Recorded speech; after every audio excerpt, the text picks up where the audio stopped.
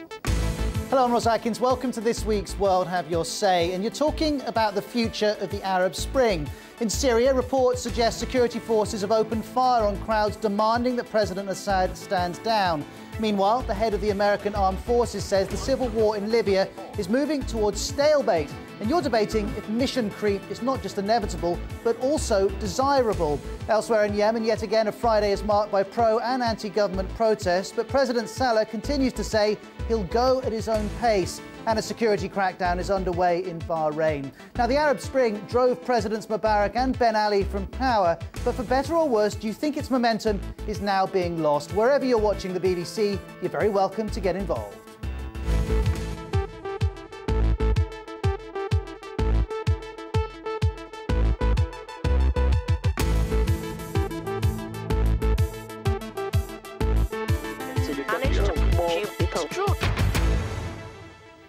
Well, we're planning to speak to guests in Cairo, Paris, New York, London and Beirut. But before we discuss what's happening in the Arab world, let's get up to date on what's happening. And we're going to begin in Syria, where witnesses say at least 15 protesters have been killed by the security forces. Demonstrations are taking place in cities across the country, with an estimated 100,000 people in Daraa alone demanding that President Assad stand down. Meanwhile, stalemate's not a word that President Obama wants to hear with reference to Libya, but America's top military official has said that's where the civil war there is heading. He's also claimed that up to 40% of Colonel Gaddafi's ground force capability has been destroyed by NATO. Away from the Arab world, there have been further clashes on the Thailand-Cambodia border, with at least 7 soldiers on both sides losing their lives. In Japan, the evacuation zone around the Fukushima nuclear power plant has been extended to several towns outside the initial 20-kilometre exclusion zone. Also, the government has approved an emergency budget of $50 billion for disaster reconstruction across the country. And 13 Pakistani soldiers have been killed by Pakistani Taliban fighters at a checkpoint in northwest Pakistan.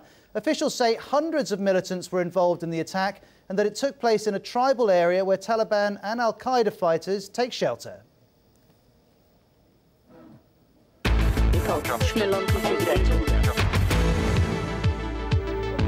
Well, let me introduce you to a number of our guests, beginning with Ali Ezdatia, an American writer and lawyer. He's live with us from Paris. We also have Ghassan Karam, a reporter for the Lebanese paper Ya Libnan, who's in New York. And with us in London is Sarah, who is a former banker and now a Libyan activist. Well, Ali, let me start with you in Paris. Do you think the Arab Spring is losing its momentum?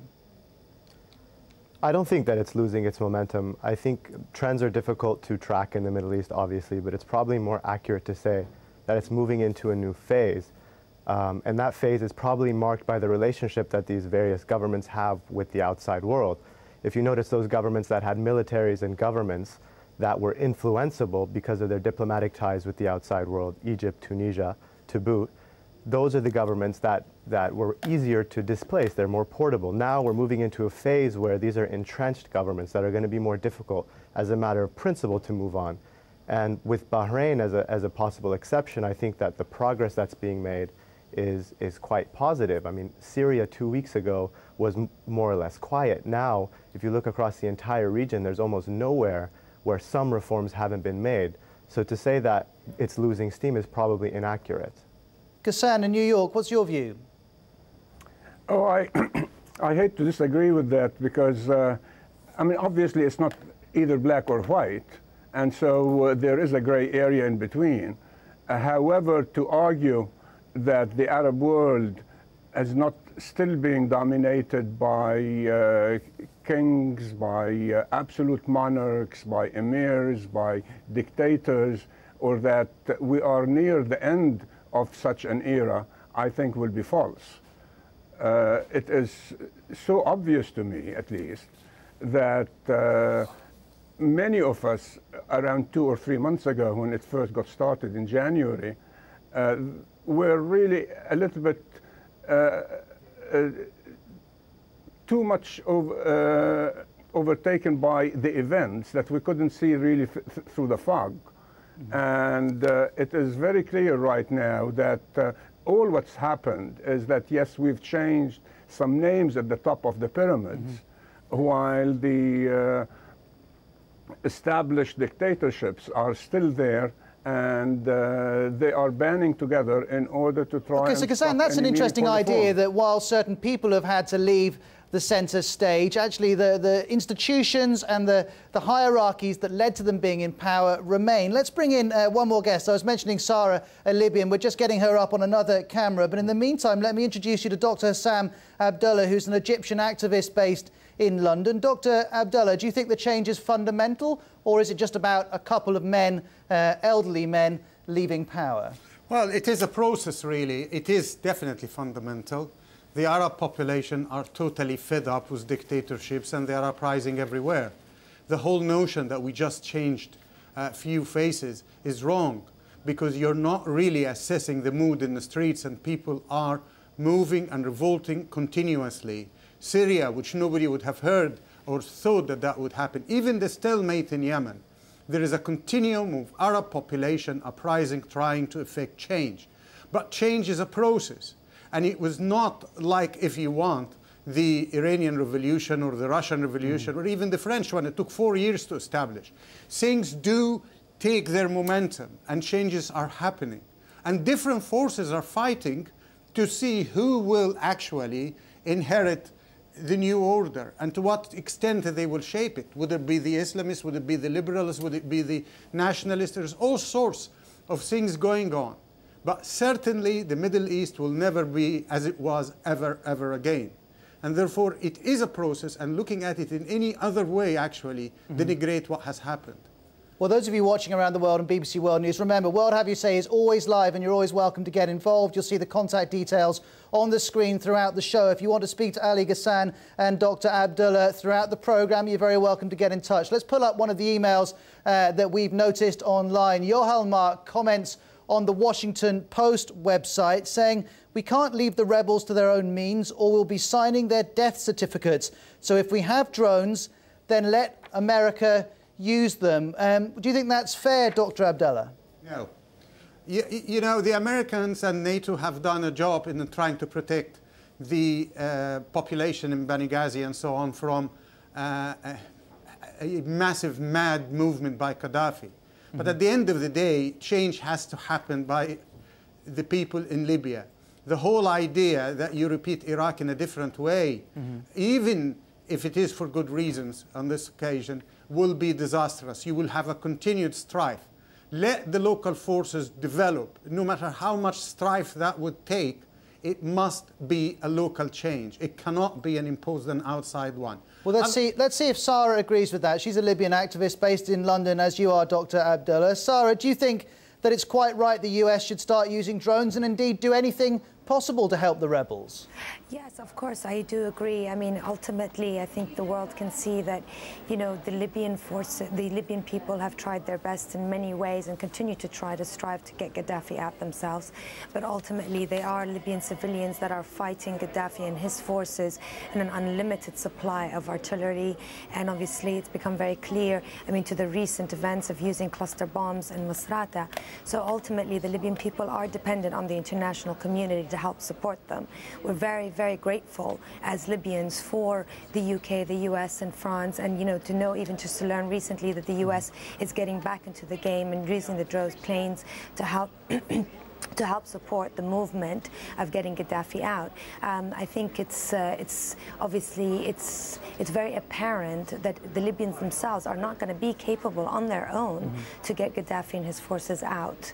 Sorry, thank you for those comments. Dr. Abdullah, please come in. Yeah, I just want to make myself clear. I am not against the no-fly zone. I'm not against the attempt to neutralize partly or totally Gaddafi's forces.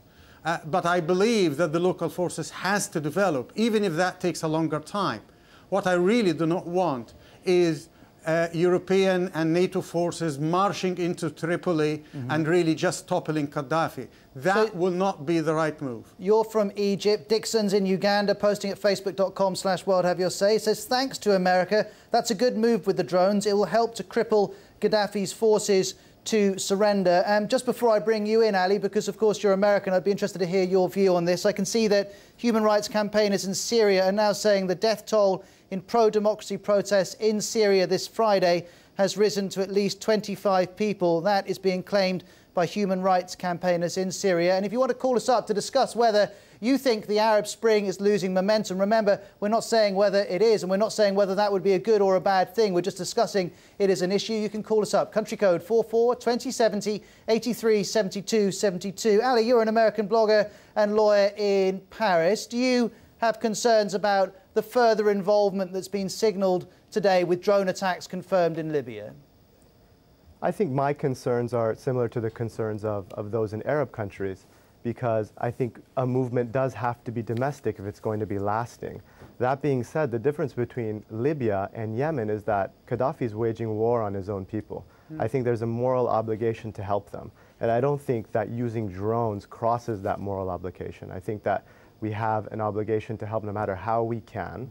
And it's gotten to the point where, you know, military intervention, now we know that the Italians and the French are going to send military advisors to the rebels.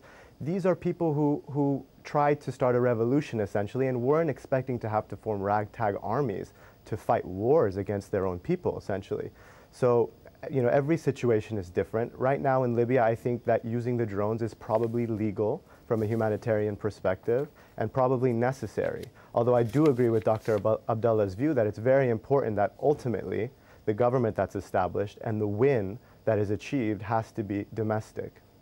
Ali, thank you very much indeed for those comments. Well, I was mentioning that news in from human rights campaigners in Syria saying they believe 25 people have been killed with security forces firing on anti-government protests today. I can see here a message from Mohammed in Damascus, who's contacted BBC Arabic to say the Syrian regime just doesn't know how to deal with protests simply because it's never had to before. And we can pull up another email here from Allah, a student in Suwaida in Syria, quoted on the Syria Comment website saying, "Nobody is leading us, nobody is making us go to the street.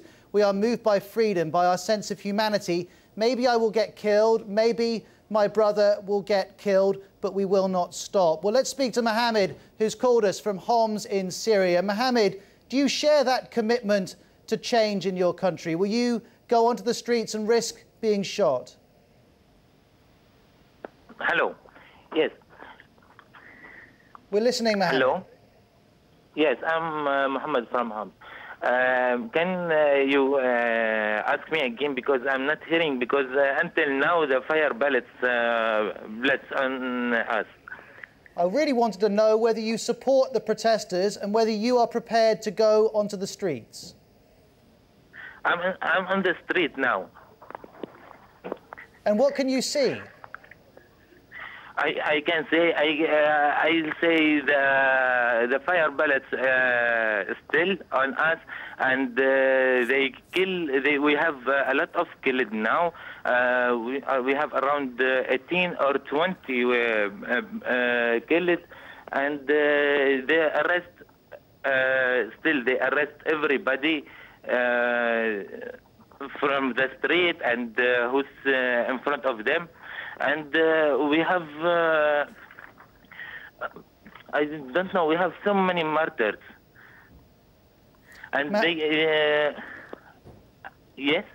Thank you for speaking to us. I just want to make sure everyone watching can hear what you're saying, because your cell phone line isn't so clear. But what you're saying is you believe 15 or 20 protesters have been killed in Homs in Syria today. You talk about being able to hear bullets in the background as you were speaking to us, and also said there are many people still on the streets. We're going to continue to talk about the situation in Syria as well as the situations in Yemen, Bahrain and Libya after a short break here on BBC World News.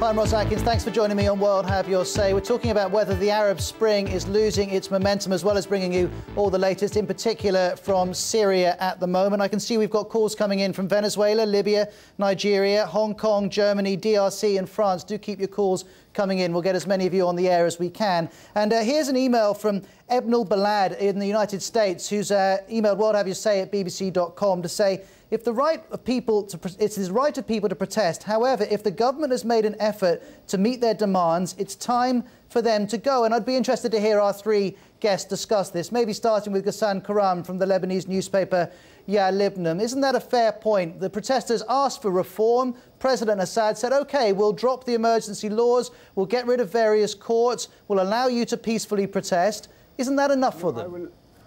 No, I don't think so at all. Actually, in a sense, that's what I was trying to say earlier, is that there isn't a single Arab country that doesn't have an illegitimate regime. And so to go ahead right now all of a sudden and find religion by meeting some of the demands of the demonstrators is absolute nonsense. I mean, actually, President Assad himself around, President Assad himself around 2 weeks ago, he said that if I am to meet the demands right now, then actually I would be acting in a way as if I am really responding only to the demands right now, and they would not be genuine. Okay, so you're not convinced. Dr. Abdullah, what about you? Well, all the Arab laws, I agree entirely, all the Arab governments are illegitimate and they are dictatorships in one form or the other. And not only that, they are always very slow in responding. And they are not prepared to take the real jump, and that is to put themselves to actual vote in the streets. You know, if tomorrow Bashar al-Assad said, fine, there will be fair election, we'll prepare for it, and he takes real steps for democratic changes, he may well go and lose an election, but he will maintain the Syrian situation, or try to do it. What they try to do is continuum of cosmetic changes to retain power. That is what Mubarak tried to do. That is what Ali Saleh is trying to do, and the rest. The vulgar one is Gaddafi. He knows what happened to Mubarak. He said, they're going to more or less take me to court, kill me, whatever, I'm going to kill the rest. The others are trying to reach a compromise which is unreachable. People are out of the street not only for democracy, but also for dignity, for human rights, for a total change. It is worth pointing out that various members of President Assad's government would say that actually what they're doing at the moment is just trying to maintain safety and security for Syrians. Ali, let's bring you in here from Paris. What's your view? Should Syrians give President Assad a chance to prove that he can reform? Look, I think as a general matter, forgiveness is a very important part of the whole process of rebuilding. That being said, as the director of Human Rights Watch said today, as long as police are still shooting protesters, all of the announcements of the government are more or less hollow.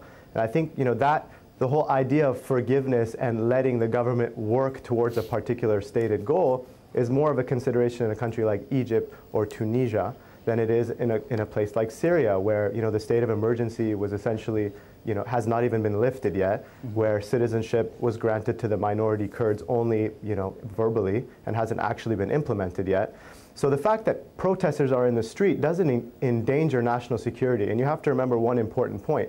The moment that these protesters go home, to re-galvanize them means that you have to trust the government to allow you to continue to communicate in the manner in which you communicated to get yourself together in the first place. It's a huge trust issue.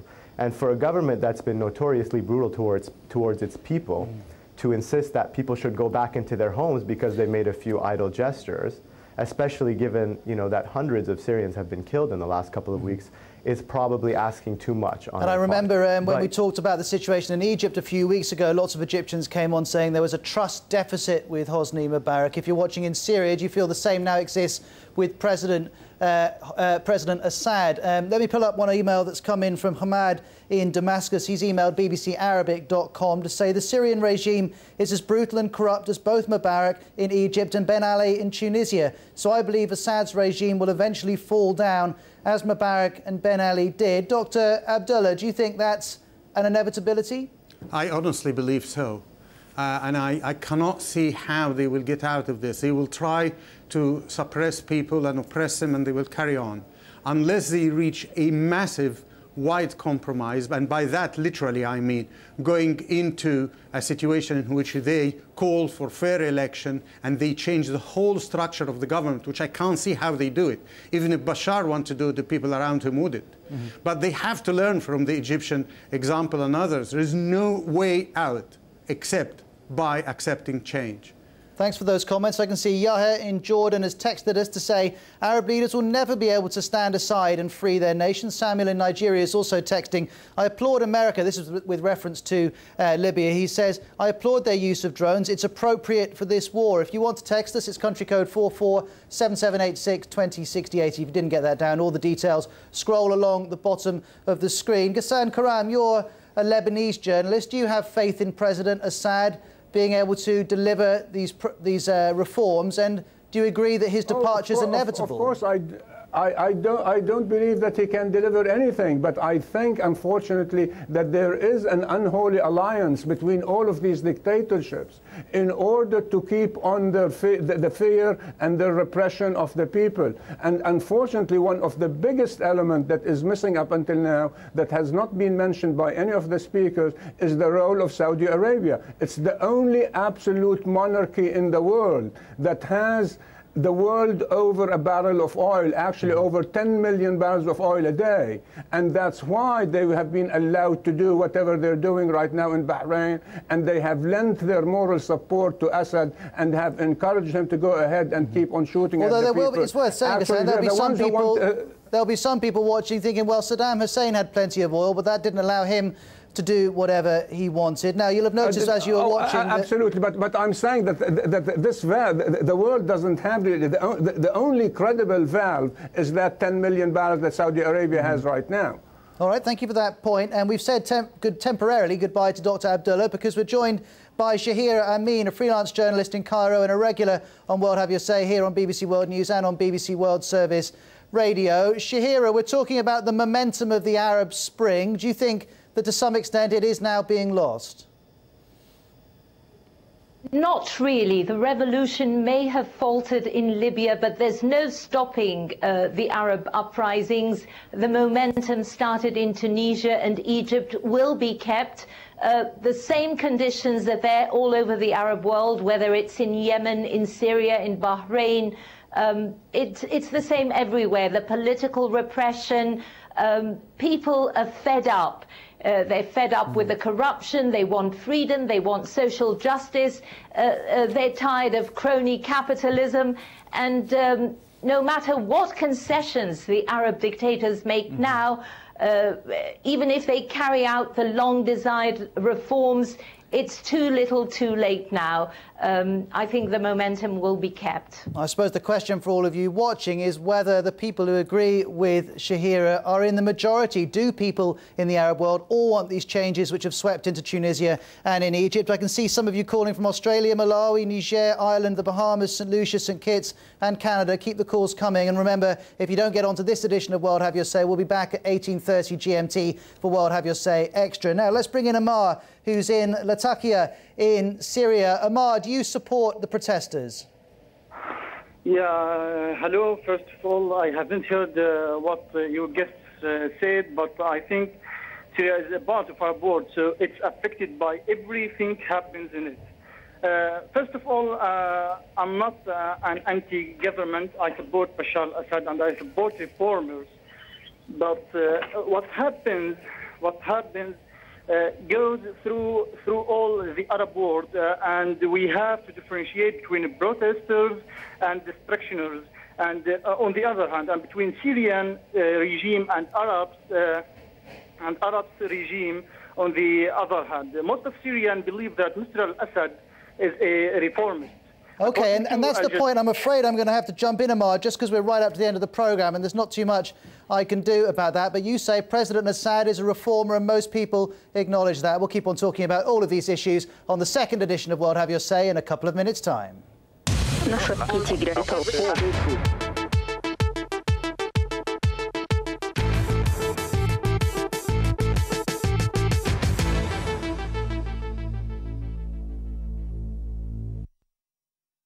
Hello, I'm Ros Atkins. Welcome to World Have Your Say. At the moment, you're talking about the future of the Arab Spring. In Syria, we've got reports which suggest security forces have opened fire on crowds who are demanding that President Assad stands down.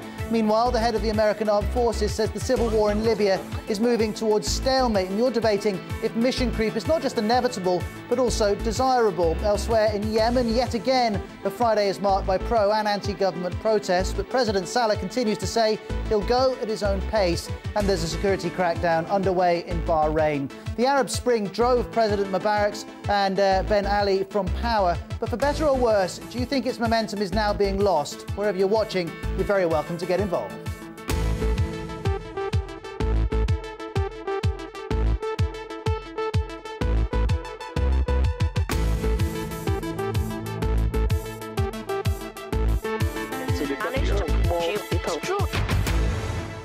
Well, in a moment, we're going to be speaking to guests live from New York, Cairo and Beirut. But before we discuss what's happening in the Arab world, let's bring ourselves up to date on what's happening. And we're going to start in Syria, where human rights groups say dozens of protesters have been killed by the security forces. Demonstrations are taking place in cities across the country, with an estimated 100,000 people in Daraa alone demanding that President Assad stand down. Meanwhile, stalemate's not a word that President Obama wants to hear with reference to Libya, but America's top military officer has said that's where the civil war is heading. He's also claimed that up to 40% of Colonel Gaddafi's ground force capability has been destroyed by NATO. Away from the Arab world, there have been renewed clashes on the Thailand-Cambodia border, with at least 7 soldiers on both sides losing their lives. In Japan, the evacuation zone around the Fukushima nuclear power plant has been extended to several towns outside the initial 20-kilometre exclusion zone. Also, the government has approved an emergency budget of $50 million for disaster reconstruction across the country. And 13 Pakistani soldiers have been killed by Taliban fighters at a checkpoint in northwest Pakistan. Officials say that hundreds of militants were involved in the attack and that it took place in a tribal area where Taliban and Al-Qaeda fighters take shelter.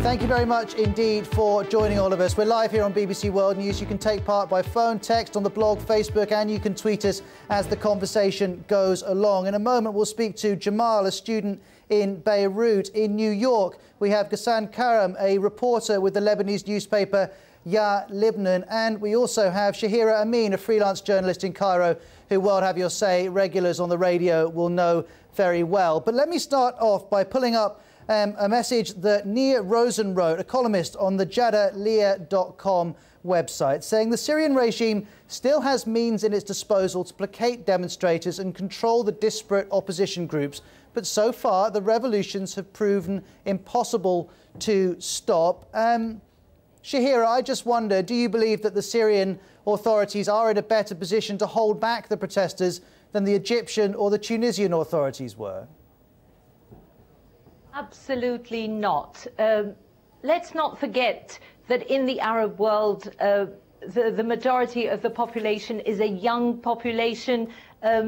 They have social media tools. They've been watching Al Jazeera and the other satellite channels, and they've been observing very closely what happened in Egypt and Tunisia. And of course, the conditions are the same, the high unemployment, the political repression. People are fed up and angry, and they want these dictators to go now.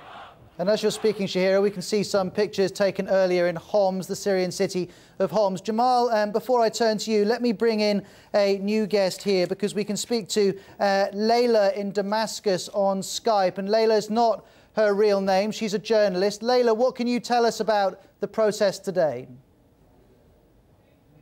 Well, it's obviously been a lot of people out on the streets again, and it looks like there's a rising death toll. It's been far more bloody than it was last Friday. So it definitely looks like people haven't been placated, especially coming a day after Assad signing off the lifting of emergency law and a new law on protesters. And a number of our viewers have got in touch suggesting that the Syrian authorities are in a better position to hold back the protesters than the Egyptian authorities or the Tunisian authorities were. Do you agree with that analysis? I think we're seeing that that's probably not correct. I mean, they've used a lot more violence, and people thought that that might put some people off, but it doesn't seem like that's happening. What we've seen today, again, is hundreds and thousands of people taking to the streets, despite the risk of getting shot. And we've heard a great deal about Daraa, and I was mentioning during the news that it's estimated 100,000 people are out on the streets there. What about the capital, Damascus? Are the protests on a similar scale or much smaller? Well, Damascus, you have a different situation where the centre is very quiet. That's partly because of security and partly because a lot of people actually seem fairly against the protests. But you are seeing around the city and all the small towns and villages that ring it, they have been protesting now for several weeks. There's also today, the new place was Midan, which is fairly central into Damascus, Harasta, which is fairly near, and again, Berzeh, which has been out for the last few weeks as well. And the numbers there, it's very hard to verify, but it does look like they are also growing and have been at least in the high hundreds, if not in the low thousands.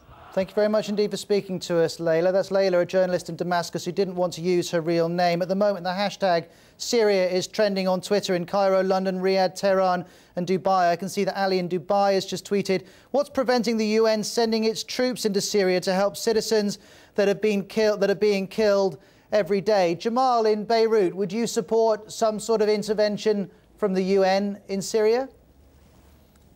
Let's just say not yet. Not yet. I did support the UN intervention in Libya as to form a no-fly zone over the state, so that Colonel Gaddafi can't use his aircrafts to bomb his people. But in the meantime, we don't have that much. President Assad is not using that much of a force against his people yet right now. Like 18 to 20 people got killed in Homs today, but it was more like the riot control with the protesters. It's not yet a full-scale war on the people.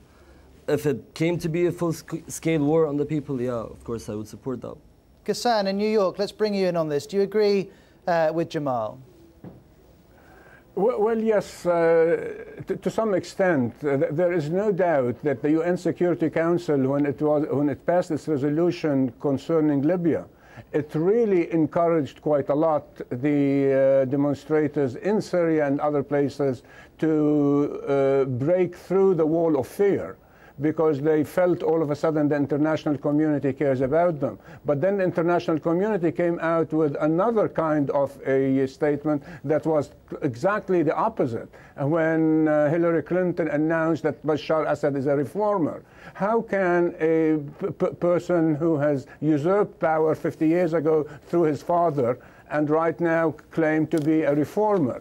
I mean, there is no way that any of these regimes can really survive or has even the right to demand that they survive under any set of circumstances. The problem in the Arab world, as we've tried to say earlier, is that there is a tremendous deficit of freedom and a tremendous deficit of democracy. Now, would these movements that have been going on move us slightly forward? Well, yes, maybe. But is it only cosmetic, or is it really radical? Is it genuine? I don't see any indication that any of these things is really genuine, starting from Egypt down the line. OK, thank you for those comments. Let me bring in a separate issue here from Hassam, a Syrian in Abu Dhabi, who's got in touch to say, no doubt there's a foreign conspiracy against Syria. The US and Israel want to punish President Assad for supporting Hezbollah and Hamas. And Shahira, this raises an issue we've talked about with reference to Egypt, that if America and the West comes in support of the protesters, it risks tarnishing their reputation in the region. It risks tarnishing whose reputation, sorry? Well, the protesters' reputation. It's been, I remember when we visited you in Egypt, several people were saying we did it on our own, and that was better because if we were seen as being supported by the Americans, actually that would turn some people against us. Exactly. This is a people's movement, a popular movement. Egyptians are very proud that they have managed to bring down their dictator on their own, as are the Tunisians. And I think that internationalizing the revolution in Libya has robbed the Libyans of their pride in their own revolution. We've said goodbye for the moment to Ghassan Karam in New York. In a moment, we'll introduce you to Ali, who's in Paris. I can see that the latest from the BBC newsroom is that opposition groups in Syria have told the BBC that as many as 40 people have been killed by security forces during large demonstrations across the country. The opposition have published a list of 40 names of the people they say have been killed. Well, Ali, Ez Atiyar is an American writer and lawyer based in Paris. And Ali, one of the issues we've talked about any number of times during this Arab Spring is, at what point does the international community move? Does it take action? Are we getting close to that point in Syria? I don't think we can say we're getting close to that point in Syria. I think the real difference between Syria and Libya and any of the other countries for that matter, is that Gaddafi decided to wage war against his own people. The movement, the mass movement which took over the cities, in which the military and the police decided not to get involved, became, a concentrated guerrilla war by the government, which is something that's very awkward, something that we can't really apply elsewhere.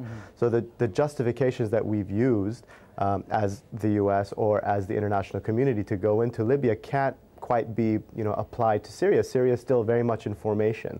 It's only been a few weeks since the Syrians have really been active, and they're beginning to get some of their demands met, at least on paper, which is a huge step. And so I don't think that we're getting to the point where intervention is going to be appropriate in Syria, because the moment that that does happen, I think it introduces a dangerous element to in which the government will use the excuse that it's not a genuine revolution, and that's a huge problem. And what's been interesting is that some Syrians have got in touch with us at World Have Your Say, saying, yes, these promised reforms are a big step. Others have dismissed it, saying we've got no hope of those reforms being implemented. We're going to keep on talking about the momentum of the Arab Spring and whether it's being lost and whether that's a good or a bad thing if that is happening. You can call us up, get in touch by text and Twitter, all the details on the screen. We're just going to take a break for a couple of minutes.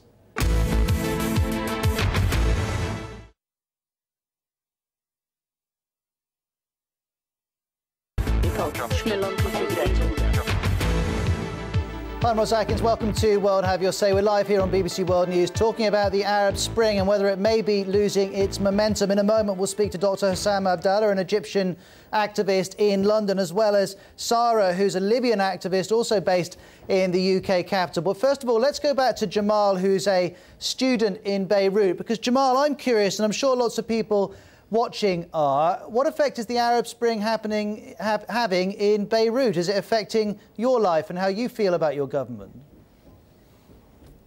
Well, to be quite frank, right next door to this studio here, there's a kind of a tent.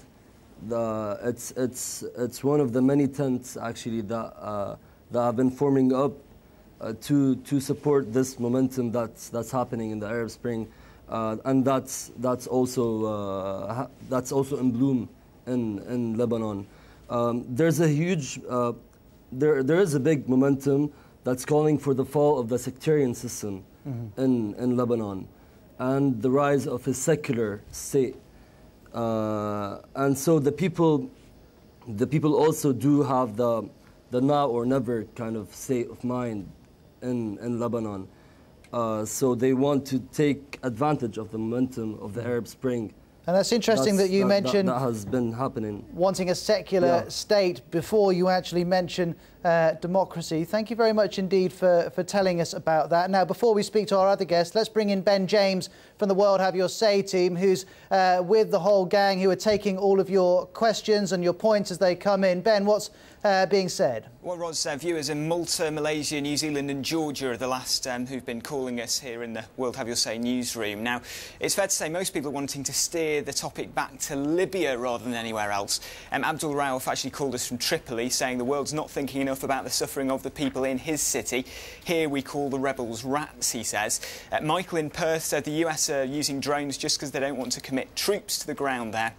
And Abdul in Nigeria, perhaps touching upon the same point as Shahira was addressing a little earlier in the programme, he says that I think it's all a US invention and nothing to do with democracy in these countries. Well, let's pick up on a couple of those points. Ben, thank you very much indeed. Sarah, you're a Libyan in London. Are you not concerned that by encouraging this civil war, encouraging the rebels, all Libyans suffer, and that in the name of peace and in people getting food and medicine, both sides should call off hostilities? Well, the reality of it is that people don't have an option at the moment. You know, the people define this as a civil war. Yes, to some extent it is, but ultimately really what it is, it's about people that wanted to initially demonstrate, and we should not lose sight of that. And it's Gaddafi who's basically waging a war against his own people. Of course, there's many civilian deaths, and it's a big concern. I mean, if we look at the figures on a daily basis, they're very, very alarming. And obviously what we would love to see is Libyan people, yes, a ceasefire, but as we know Gaddafi is not going to implement a ceasefire, and he's not going to keep his word on anything.